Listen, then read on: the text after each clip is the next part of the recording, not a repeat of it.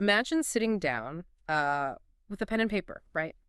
Listing out everything you want in a future partner.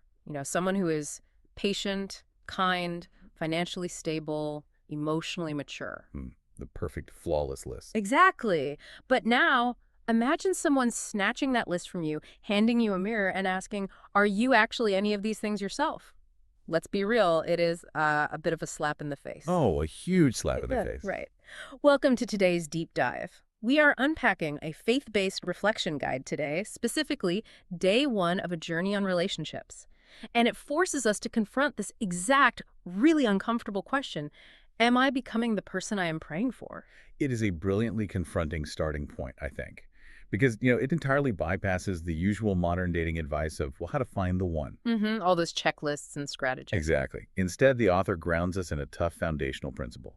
God prioritizes shaping your internal character over simply changing your external relationship status. Wow, so the focus shifts completely. Right. It shifts from acquiring the right partner to transforming yourself. And to really get into that, the author completely redefines the whole concept of waiting.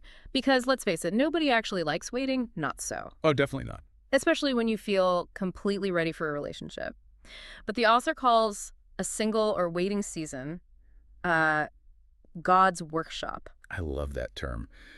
The core argument here is that God prepares the person before he prepares the partnership. Right. So this waiting period isn't some empty waiting room where you're just, flipping through magazines hoping your name is called. Oh, like sitting in a doctor's office. Exactly like that. It is not that at all. It is an active, sometimes noisy workshop of spiritual and emotional preparation. I do love the workshop idea, but I have to push back a little here. If you have been single for years, hearing that you were just in the workshop can feel, honestly, incredibly frustrating. Oh, absolutely. It can easily sound like an empty platitude. Yes, it can.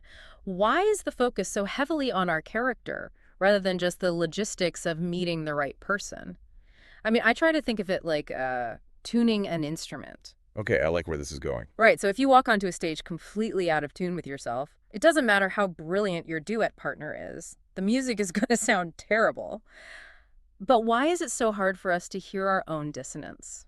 That instrument analogy is spot on. It is difficult to hear our own dissonance because, well, looking in the mirror requires a vulnerability that stings. It really does sting. We much prefer auditing others over auditing ourselves, you see. But the guide hits us with a blunt life principle to explain this. It says, your future relationships will rarely rise above the character you are building today. Wait, let's unpack that causality. Why is my character the absolute ceiling for a relationship? Well, the author ties this directly to a core scripture, Proverbs 4.23, which advises us to guard our hearts because everything we do flows from it. Okay, so everything flows from the heart. Right. And why does everything flow from it? Because your internal character acts as a lens. If your lens is cracked by, say, unchecked pride. We're clouded by unresolved anger. Exactly. If that lens is cracked or clouded, you will inevitably misinterpret your partner's actions. You aren't just bringing emotional baggage into a relationship. You are bringing a distorted way of seeing the world. Yes.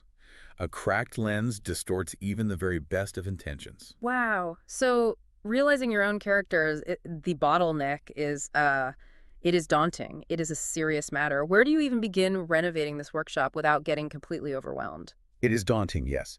But the guide doesn't just leave us with theology. It actually gives us practical work to do today. Oh, good. We need the practical steps. It moves from theory to a very tangible, challenging exercise. The author challenges you to spend just 15 quiet minutes alone today to identify one specific character flaw. Just one. Just one. And then you must intentionally practice the exact opposite of that flaw for the rest of the day. Oh, wow. So if you are listening to this right now, maybe you are on your commute. Think about your default reaction when a trotra or a taxi suddenly cuts you off in traffic. Very real scenario. Right. If your immediate instinct is pure rage, then your flaw is impatience, and your homework is to actively practice extreme patience today. Exactly. Or if you lean towards pride, you must intentionally choose humility in your conversations. I won't lie, it is exhausting just thinking about it. It is incredibly demanding. But that is the precise mechanism of genuine growth. And there is a beautiful pivot the author makes here to relieve some of that pressure. Oh, thank goodness. What is it? They write, God's first gift to your future relationship is the person he is shaping you to become today. Ah, that is beautiful. Right. The requirement here isn't immediate, flawless perfection. It is a willing submission to ongoing transformation. Which is why this is so deeply relevant to you listening, regardless of your relationship status. Absolutely. Whether you are single and praying for a partner, whether you are engaged, or even if you've been married for 20 years, none of us ever graduates from growing in character, true? Precisely. The workshop never actually closes its doors. Yeah. Because character is a lifelong project. So as we wrap up our deep dive today, we want to leave you with this to chew on. Think about that 15-minute challenge. If you actually spent today practicing the exact opposite of your biggest, most stubborn character flaw, how might that change not just a future romance, but your very next interaction with a complete stranger tomorrow?